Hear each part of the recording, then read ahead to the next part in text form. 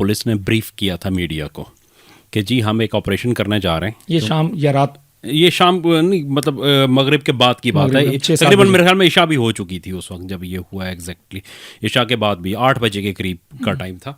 तो उस वक्त उन्होंने एक ब्रीफिंग दी यहाँ पे जितने भी लोग यहाँ मौजूद थे उनको कि भाई हमने एक ऑपरेशन करना है।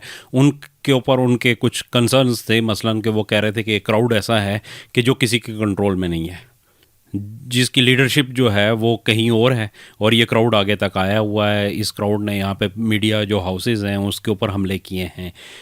एक न्यूज़ के ऊपर इन्होंने हमला किया, उसमें घुसे, वहाँ से भी उससे पहले खबरें आ रही थी। 365 ये सामने की जो बिल्डिंग है जियो की बिल्डिंग है, उससे पहले समा के अंदर घुसे हैं। उनके साथ भी इनके झगड़े हुए। जो ATM मशीनें थी उसके बाहर जो गार्ड्स वगैरह थे उनके साथ भी इनका हुआ। वैसे तो मार्केट चूँकि बंद थी उस वक्त, दुकानें तो नहीं खुली हुई थी, लेकिन ये है कि लोगों के साथ इनके हुए। कुछ गाड़ियों के ऊपर पीछे जो है ना पॉलीक्लिनिक की साइड पे उसके ऊपर हुआ। नीचे से जो गाड़ियां गुजर रही थी उनके ऊपर पथराव हुआ। तो उन्होंने कहा कि ये क्राउड है जिसका कोई जो है ना वो सर पैर नहीं है। शेलिंग हो रही थी दोनों तरफ। हाँ, शेलिंग तो इससे पहले भी चल रही थी, वक्फे वक्फे से जो है ना वो हल्की फुल्की शेलिंग हो रही थी और वहाँ से पथराव भी हो रहा था।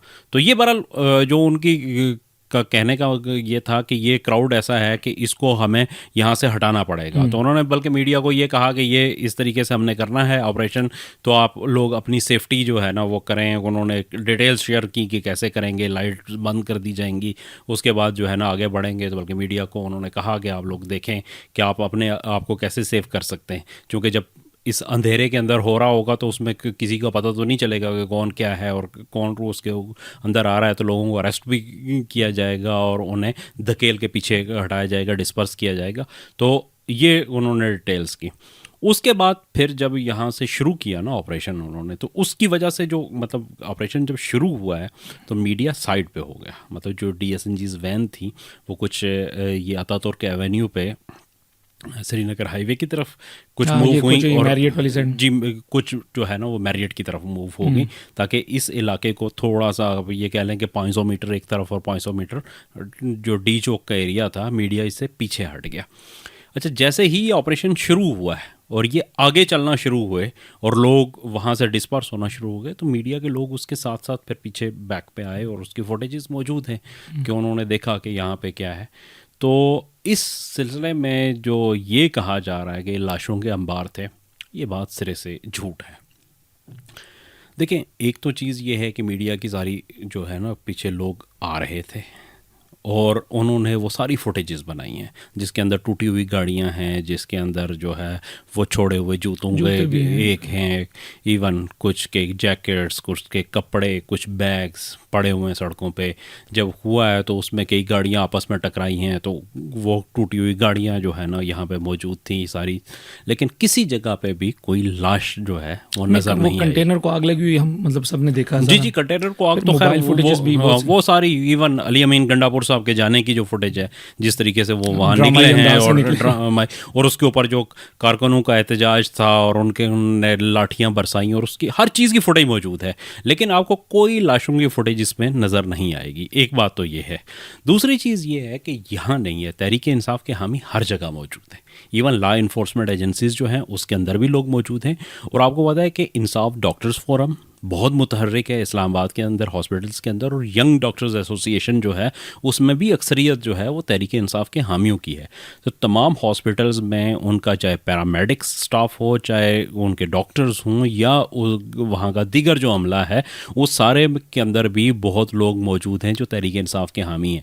और लम्हा ब लम्हा इनके हर बंदे के हाथ में मोबाइल था और वो लम्हा ब लम्हा की वीडियोज़ जो है अपलोड कर रहा था। आप देखेंगे जब पेशावर से चलते हैं, जो शेलिंग इनकी तरफ से की जा रही है उसकी वीडियोस भी मौजूद हैं, जहां पुलिस वालों को पकड़ा इन्होंने उसकी वीडियोस भी मौजूद हैं, जहां पे शेलिंग हुई उसकी वीडियोस भी मौजूद हैं। अगर कोई चीज़ मिसिंग है तो गंडापुर के भागने की वीडियोस मौजूद हैं। हाँ, खुद भागने की वीडियोज़ मौजूद हैं। उसके बाद इनके लोगों ने उस कंटेनर को आग लगा दी जिसके अंदर जो है ना वो सफ़र कर रहे थे। तो इसमें सिर्फ एक ही चीज़ मिसिंग है। और ऑफिशियल इनके अकाउंट्स हैं जिसमें ये वसूली है उसका, उनके अकाउंट से वो उन्होंने कहा कि घरों के वाईफाई ओपन कर दें, मुझे एक मोमेंटम बिल्ड किया हाँ, जाता जी, ना, जी। ताकि हमें बहुत ज़रूरत है नेट की, तो घरों पे भी नेट चल रहे थे। वो लोग ज़्यादा करीब करीब हैं, कुछ ज़्यादा दूर नहीं है, क्योंकि जिस दिन ये प्रोटेस्ट हुआ हम खुद ऑफिस आए हुए थे, उससे एक दिन पहले आए हुए थे। उस शाम को तकरीबन 6-7 बजे जाके हाँ, उस वक्त फिर उन्होंने ज़रा मार्केट्स, क्योंकि जब ऑपरेशन करना था उससे पहले इस्लामाबाद की मार्केट्स को उन्होंने करवाया था कि ये इसी वजह से ही, मतलब हम चूँकि हम भी इसके पड़ोस में हैं, तो हमें भी उन्होंने इवन ये कहा था कि जब बंद, तो ज़ाहिर है मीडिया चैनल्स के वो नहीं होते, तो उन्होंने कहा है कि जी जब तक ये ऑपरेशन कंप्लीट नहीं हो जाता तो आप अपने लोगों से कहें कि वो डिस्टेंस में बाहर ना आए। ठीक है। जो फील्ड में कवरेज कर रहे हैं वो तो अलग बात है कि उनकी अलग से है, लेकिन वैसे अगर घूमने फिरने के लिए कोई बंदा बाहर निकलता है वो आ सकता है, तो वो हो सकता है उसके अंदर। या दूसरी चीज़ उन्होंने ये कही कि अगर कोई बाहर निकलता है तो अपना कार्ड साथ लेके आए, हाँ, कि वो ताकि अपनी शनाख्त करवा सके। और ये हमें ही नहीं बल्कि यहाँ पे जो सरकारी इदारे थे कुछ, शहीद मिलत सेक्रेटेरिएट के अंदर जो लोग मौजूद थे, इवन उनको भी यही बात कही गई थी कि आप अपने कार्ड्स मौजूद हैं, और जिन लोगों के पास कार्ड नहीं है उनसे भी कहा गया कि आप लोग निकल के चले जाएँ, ये ना हो कि आपको बाद में गिरफ्तार कर लिया जाए और फिर आपकी रिहाई जो है वो अगले दिन ही हो सके, या रात को कहीं लेट नाइट जो है ना फिर हो सके। तो ये सूरत हाल यहाँ की थी उसके अंदर। तो अच्छा, लाशों वाली जो बात है उसको थोड़ा सा, चूँकि ये बहुत ज़्यादा प्रोपेगेंडा किया जा रहा है, तो इसको दोबारा से एक दे देना कि यहाँ पे जो इनके फिगर था, जो पेजेस थे वो तो हैं जो है ना हज़ारों की तादाद में उन्होंने शुरू किया था, और अब भी वो शायद हज़ारों की तादाद में ही हो रहे।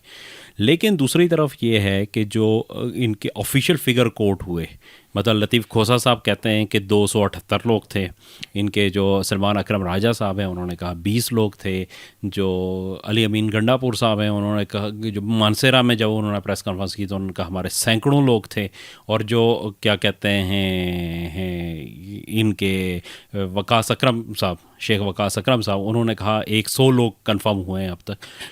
लेकिन फिर जो कल रात को जो तकरीर की है अली अमीन गंडापुर साहब ने केपी के असम्बली के अंदर, उसमें उन्होंने कहा कि 12 लोग थे, और उन्होंने कहा कि सिक्योरिटी एहलकारों समेत 12 लोग थे, जिसमें 4 रेंजर्स के लोग, 4 रेंजर्स के, पुलिस के, एफसी के, अगर उनको निकाल दिया जाए तो इसका मतलब है कि 5 से 6 की ये अभी तक ऑफिशियली जो है अली अमीन गंडापुर साहब ने बात की है। तो इसलिए हज़ारों लाशों वाली या सैकड़ों लाशों वाली या दर्जनों लाशों वाली तो सूरत हाल खुद पीटीआई ने ऑफिशियली उसको कर दी है। लेकिन जो 6 लोगों की भी वो बात कर रहे हैं, उन 6 लोगों में से कोई एक भी ऐसा नहीं है कि जिसका अभी तक इन्होंने डाटा रिलीज़ किया हो, बल्कि जिन लोगों के पेजेस पे चल रही हैं वो बड़ी दिलचस्प कहानी ये है कि वो अपनी वीडियोस अपलोड कर रहे हैं कि भाई हम जिंदा हैं, हमें ना मारो। हमारे पास मसला ये है कि पेजेस के ऊपर चल जाती है बात, सोशल मीडिया पे आ जाती है, उसके बाद लोग ताज़ियत करने के लिए पहुंच रहे हैं तो बंदा वही आगे मौजूद है, बैठा हुआ वो बता रहा है। तो उन्हें तरदीद करनी पड़ रही है इस वक्त की, ये सूरत हाल है। तो फिर मतलब इस पूरे सिनेरियो के अंदर जो है, अब देखेंगे, चलें पाकिस्तानी मीडिया को हम मान लेते हैं कि पाकिस्तानी मीडिया पे प्रेशर होगा, ये बात कही जा रही है, पाकिस्तानी मीडिया पे होता भी है, हर मुल्क की मीडिया के ऊपर होता है, लेकिन यहाँ पे बीबीसी भी है, यहाँ पे CNN भी है, यहाँ पे वॉइस ऑफ अमेरिका भी है, DW भी है, पूरी दुनिया का मीडिया है। कोई एक भी ऐसा नहीं है जिसने कैजुअलिटीज़ का कोई फिगर जो है ना कोट किया हो, सिवाय 2 सिविलियंस के। 2 सिविलियंस का वो कह रहे हैं कि प्रेस वालों के लिए भी जो जी, वो उसमें भी उन्होंने 6 किया है, जिसमें 4 सिक्योरिटी एहलकार हैं और 2 जो है वो सिविलियन हैं। और 2 सिविलियंस के भी उसके ऊपर कहा जाता है कि वो कुछ ऐसे लोग थे, एक का तो एक्सीडेंट हुआ है जो यहाँ से गिरा है मेट्रो का, वो जो है दरमियान में ये ब्रिज सा जो बना हुआ है बिल्कुल सामने डी चौक के, तो वहाँ पे नीचे गिरने से उसकी डेथ हुई है, वो एक्सीडेंटल केस था। और दूसरा जो बंदा है वो हार्ट अटैक से उसकी डेथ हुई है। उनमें से एक भी नहीं है जिसको गोली लगने से, जिसकी काज ऑफ डेथ जो है वो गोली लगना हो, ये एक भी अभी तक फिगर कोट नहीं हो सका। लेकिन भाई जख्मी तो काफ़ी लोग, हमने विजुअल्स कुछ हॉस्पिटल्स के भी और ये चीज़ें इस तरह की वीडियोस कुछ चल रही। नहीं, जख्मी देखें, जख्मी तो एक ऑब्वियस सी बात है कि ये जो सूरत हाल थी उसके अंदर जब आप इस तरीके से भाग रहे हों जब इस तरीके से गाड़ियां भगा रहे हों तो फिर उसमें तो गिरेंगे लोग, जख्मी भी और होंगे। रबर उसके बुलेट्स अंदर भी, रबर बुलेट्स भी चल रही थी उसके अंदर भी, इवन जो शेल लगता है हाँ, ये उसमें। जो इससे भी अच्छा ये खासा हमारी बंदा साथ जख्मी। साथ वाली बिल्डिंग पे शेल लगा, वो बहुत बड़ा शीशा था, जिस तरह वो ब्रेक हुआ नहीं मतलब हमने तो खुद खैर मतलब खाए हुए हैं ये गाड़ियां शेल भी टूटी हैं इस के हाँ, उससे के शेल जब लगता है तो वो अच्छा खासा बंदे को जो है ना। रबर बुलेट्स भी खाई हुई हैं। हाँ रबर कितनी, एक दो दो हाँ। लेकिन ये है कि उसका वो आज तक भी मतलब निशान है उसके उसी तरीके से, और वो अच्छा खासा शॉक भी होता है कि बंदा वो हो जाता है, लेकिन जाहिर सी बात है कि डेथ उससे नहीं होती रबर बुलेट। इसीलिए अच्छा एक और चीज़ भी आपको बड़ी मज़े की बताऊं कि ये अक्सर जो है ना वो जब भी कोई ऐसा एहतजाज होता है तो देखें गोलियां चलाई गई हैं, जो रबर बुलेट होती है वो भी वैसी ही होती है, उसका शेल जो होता है ना वैसे ही होता है, उसकी जो टिप होती है वो रबर की होती है। अच्छा वो जो खोखे गिरे जी, जो आगे जो है ना उसके जो टिप होती है वो रबर की होती है, और जो ओरिजिनल जिसे लाइव बुलेट कहते हैं वो उसमें शीशे की डाली जाती है। बाकी पीछे से जो गोली होती है वो सेम वैसी ही होती है। तो इसलिए बाद में वो अक्सर जहाँ पे भी एहतजाज होता है वो कहते हैं कि जो गोलियाँ चलाई गई हैं वो रबर बुलेट्स ही होती हैं। देखें जब अगर सीधी फायरिंग की जाए और सामने जो है ना सैकड़ों और हज़ारों का मजमा हो तो उसमें इतने बड़े पैमाने पे जो कैजुअलिटीज़ हो सकती हैं कि जिसका तसव्वुर नहीं किया जा सकता, और किसी रियासत के लिए ये मुमकिन नहीं होता कि वो कैजुअलिटीज़ को छुपा ले। जो प्रोसीजर है देखिए, ये जो रेंजर्स के पास या फौज के पास जो गन्ने होती है ना, जी जी, तो अगर आप सीधी फायर करें तो एक आदमी से तो नहीं गुजरती। हाँ वो तो जाहिर सी बात है, वो एक भी 4-4 5-5 के लिए काफ़ी है अगर आप बिल्कुल सीधे फायर करें। बिल्कुल ऐसे ही है खालिद। अच्छा मैं ये कह रहा था कि जो प्रोसीजर होता है देखिए ना, कि कोई एक शख्स फौत हो गया, ठीक है, तो आपको उसका डेथ सर्टिफिकेट तो चाहिए होगा, उसकी फैमिली को आज नहीं तो कल, कल नहीं तो परसों उसकी जायदाद का उसका हिस्सा है, उसके से मुतल्लिका जितनी भी चीज़ें हैं उसके लिए आपको चाहिए होगा। फोतेदगी इंतकाल ही नहीं चढ़ेगा जब तक कि आप उसका डेथ सर्टिफिकेट, वो उसका डेथ सर्टिफिकेट जो बंदा पैदा हुआ है और जो रजिस्टर्ड है, अब नादरा की वजह से हर बंदा पाकिस्तानी रजिस्टर्ड है, और जिसकी रजिस्टर्ड हो चुका है आपको उसकी डेथ जो है वो डिक्लेयर करनी पड़ेगी। ये मुमकिन नहीं है कि आप ये कहें कि 20 बंदे मार दिए और उनको गायब कर दिया। लाशें गायब की जा सकती हैं लेकिन जो अमवात हैं उनको गायब नहीं किया जा सकता। इस वक्त अब ये सूरत हाल ख़त्म हो गई है। शायद आज से 15, 20, 25 साल पहले जब ये चीज़ें नहीं थी तो उस वक्त हो सकता था कि ऐसा कर दिया जाए। अब एक एक बंदे को आपको जो है ना वो करना पड़ेगा। अब ये क्यों नहीं कोट कर रहे, ये सारी बातें हवा में क्यों कर रहे हैं? इसलिए कि जब आप करेंगे तो आपको भी बताना पड़ेगा कि कौन सा बंदा था।